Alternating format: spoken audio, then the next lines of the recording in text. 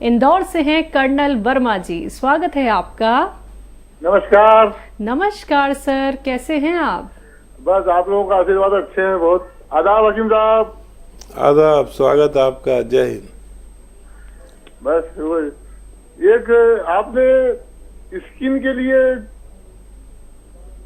काली मिर्च, नमक जैतून और ये गोंद चिलगोजा, एक आइटम और भी बताई थी, 4 आइटम बताई थी आपने। शायद गिलोय बताई थी या गोंद,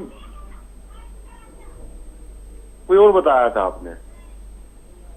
स्किन में क्या निखार के लिए, पिंपल्स के लिए? जैसे सोराइसिस हो या स्किन में कुछ अच्छा, दाने हो जाते हैं ना, स्किन डिजीज, ठीक है। इसके लिए तो किस तरह से लिया जाए इसको? क्योंकि मैं जब सुन रहा था, रिकॉर्डिंग ही सुन रही थी मैंने, बहुत पुरानी रिकॉर्डिंग में बताया था आपने ये। ठीक है सर जी। देखिए, उसका जो अहम है वो तो है नमक जैतून और खाने का सोडा, ये तो पानी में मिलाना है। अब किसी को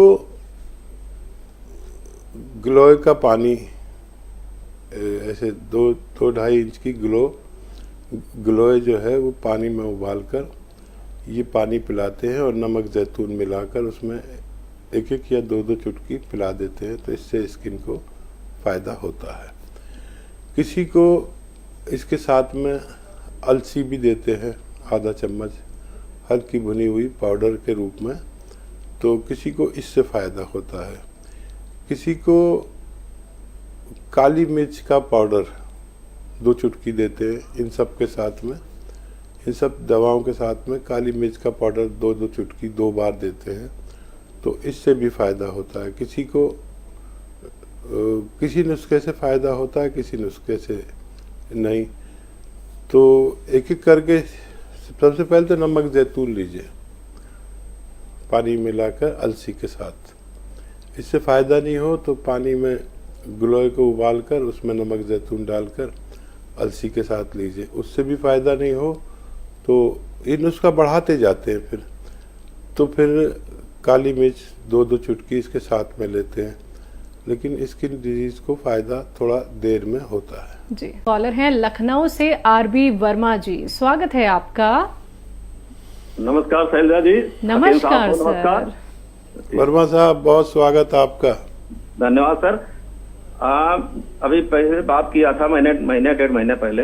हाँ। मेरी पत्नी जो है, इनको फीवर आ रहा था 4 महीने पहले जी। तो इन्होंने, मतलब इनको दवा दी गई, यूटीआई की दी गई और फिर नहीं ठीक हुआ फीवर, तो फिर टाइफाइड की दवा दी गई, फिर नहीं, कुछ दिन ठीक हो, कुछ दिन के बाद फिर वैसे हो, तो उसके बाद फिर उनको यूटीआई का एंटीबायोटिक दिया गया। यानी कि 3 बार 4 महीने में 3 बार 10-10 दिन का एंटीबायोटिक इनको दिया गया। इनकी हालत बेकार हो गई और नहीं ठीक हुई, फीवर नहीं ठीक हुआ। इनको जांच वांच कराई गई, सारी जांच, यानी सीटी स्कैन, एक्सरे, हाथ का, पेट का और सब मतलब कराया गया जी। और कई बार बलगम कराया गया, खून की जांच कराई, स्टूल की, यूरिन की, सब कराया गया जी। तो इनको कोई भी चीज, बीमारी इनको नहीं डिटेक्ट हुई। केवल इनको हाइपर थायराइडिज्म ये डिटेक्ट हुआ है और जिसमें T4 214 आया, TSH इनका 0.001 आया। तो बाद में इनकी दवा जो है चालू की गई है और RA इनको पहले से था, रूमेटॉइड अर्थराइटिस की दवा हम आपके यहाँ से 2.5 साल से कर भी रहे थे, फायदा भी बहुत हुआ।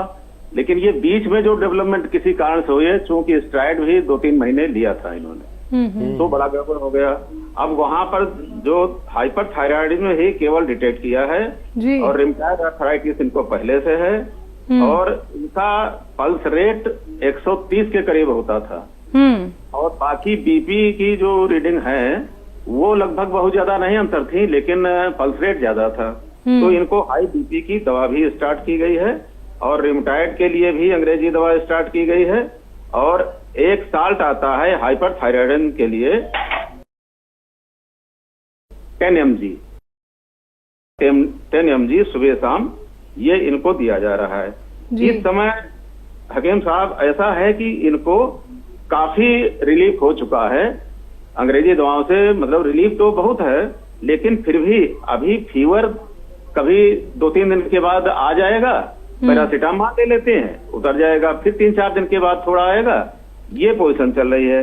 मैंने अभी जो है डॉक्टर जफर को आपके क्लिनिक पर दिखाया था, मतलब बताया था जाकर के पूरी पोजीशन, तो उन्होंने हमको बहुत सी दवाएं जैसे कि P care, S care, R care, joint fort, A care, Tulsi plus, bamboo plus, Haldi plus, नमक शिवरंजनी, इतनी चीजें हमको दिया है। तो मैं अब आप और इनको इस समय परेशानी है, हल्का फीवर आता है और खाना खाने के तुरंत बाद लैट्रिन आती है। लैट्रिन ठीक होती है थोड़ी सी मात्रा में जी। और बाकी तकलीफ इस समय इनको नहीं है। इस समय इनको तकलीफ केवल फीवर की है, जो 2-3 दिन के बाद थोड़ा सा आता है, 99-100 के बीच रहता है, और एक टैबलेट देने के बाद वो फिर 3-4 दिन के लिए मतलब ठीक हो जाता है। और खाने के बाद इनको लैट्रिन थोड़ी मात्रा में होती है। लैट्रिन पतली वतली नहीं होती, लैट्रिन ठीक होती है, लेकिन थोड़ी मात्रा में हर बार होती है जब खाते हैं। तो जी अब इनके लिए जो उचित सलाह है आप कृपया बता दीजिए। ठीक है जी। बहुत सम्मानीय है वर्मा साहब हमारे लिए, और उतनी सम्मानीय आपकी पत्नी है, और इन हालात से हर शख्स को गुजरना होता है। अस्पतालों और बुखारों और बीमारियों के हालात से सबको गुजरना होता है, यहाँ तक कि हमें भी गुजरना होता है।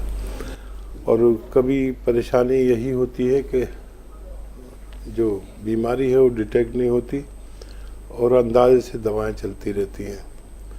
तो देखिए इतने दवाएं ले रही हैं तो नमक शिवरंजनी इनके लिए ज़रूरी है। कम से कम 2 टाइम 2-2 चुटकी आप इन्हें दिया करें, तो इससे वो दवाओं के जो नुकसानात हैं वो जाहिर जो नहीं होते, और नुकसानात हैं तो वो ज़ाया होते रहेंगे, निकलते रहेंगे। कोई भी दवा इन्हें नुकसान पहुंचा कर नहीं जाएगी, ख़ासतौर पर एलोपैथिक। फिर जॉइंट में अगर दर्द है तो जॉइंट फोर्ट दें या एस केयर दें या टी केयर दें, लेकिन अलग अलग दें, एक साथ ना दें।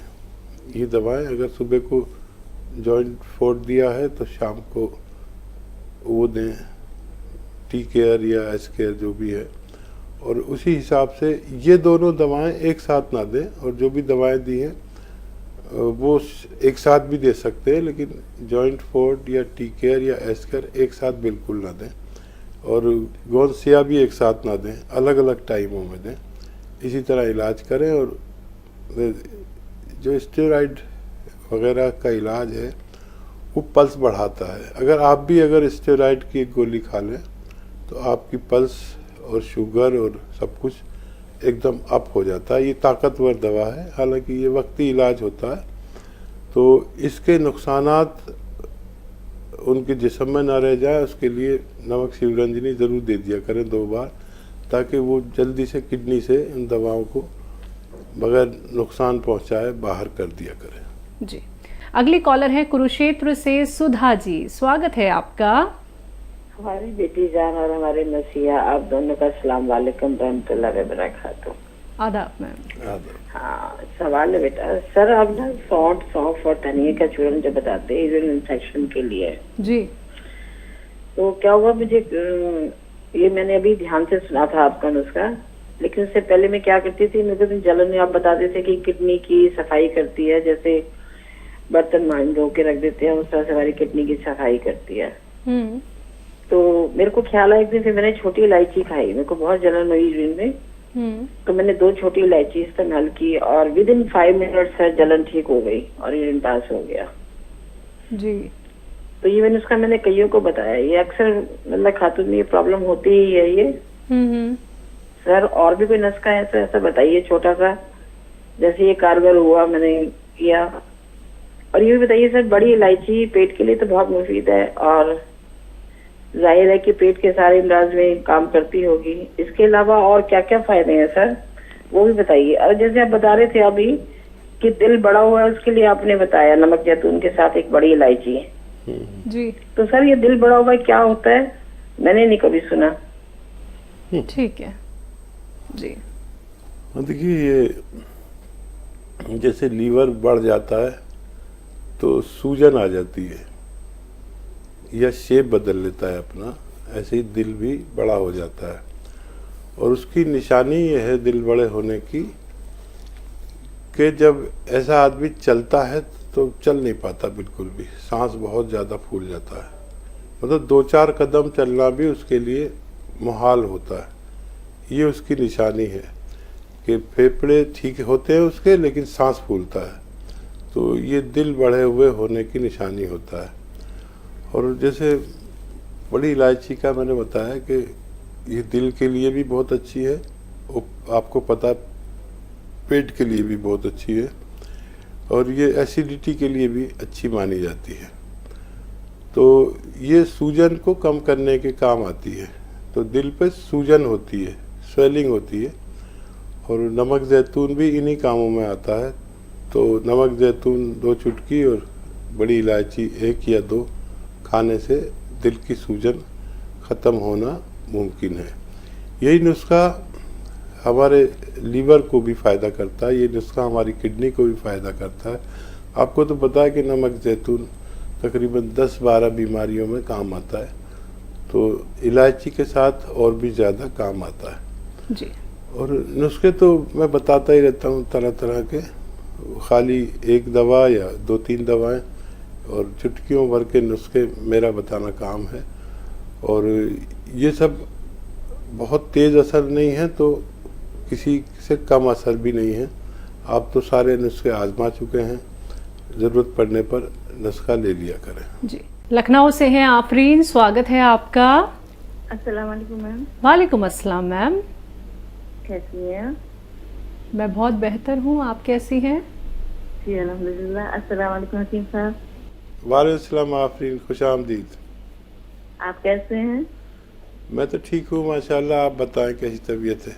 जी अल्हम्दुलिल्लाह, अल्लाह का शुक्र है। आपकी दुआएं, आपकी दुआओं की तो हमेशा ही जरूरत रहती है। जी। हकीम साहब, हमें ये जानना था कि हम जो है साबिसान आपका नुस्खा सियागोन साथ ले रहे हैं, ठीक है, और नमक जैतून और सोडा अलसी के साथ ले रहे हैं, ठीक। तो मेरे अभी 6 महीने पहले दांत टूट गया था, तो उसकी वजह से अभी होली से पहले बहुत दर्द हुई, फिर डॉक्टर को दिखाया तो उन्होंने दवा वगैरह दी, ठीक हो गई। अब वो दर्द जो वहाँ उन्होंने बताया कि नस खुल गई, उस वजह से अब दांत लगवाना पड़ेगा या मसाला जो भी करना होगा वो तो भी देखेंगे। तो उसकी वजह से आधे सिर में आईब्रो से लेके और आधे सर में दर्द बहुत हो रही, तो उसकी वजह क्या, कि दांत की वजह से है या कुछ और है? और मैम मेरा एक और सवाल है जी। मेरी ये कजन है, वो मतलब ये साबिसान नमक जैतून और सोडा और धनिया और क्या बोलते हैं सौंफ इसके साथ ले रही हैं, तो उनकी गैस जो है वो बहुत ऊपर सर में चल रही, तो उसकी क्या वजह हो सकती है? ठीक है। जबकि नमक जैतून और सोडा लेते हुए उनको 10 महीने हो गए हैं, तो ये क्या वजह हो सकती है? और गैस का कैप्सूल भी वो खाती हैं, तो उसकी क्या वजह हो सकती है, ये जानना था। ठीक है बस ये 2 सवाल है। और देखिए, यही रास्ता है कि गैस का कैप्सूल खा लिया जाए, और भी अगर कोई जांच करानी है तो पेट की करा सकते हैं। वैसे इस नुस्खे से गैस कम होनी चाहिए, ज़्यादा नहीं होनी चाहिए। तो देखें आप कि क्या वजह हो सकती है। कोई सौंफ वगैरह खाकर देख लें, सौंफ 1-2 चम्मच चबा के खाएं दिन भर में, या उससे ज़्यादा भी ले सकते हैं, इससे भी गैस कम हो जाती है। और एक सवाल था ना, दांत। हाँ, दांत की वजह से सर में दर्द नहीं हो सकता है आपको सर्वाइकल हो गया हो, और ये दर्द वाला सर्वाइकल होता है।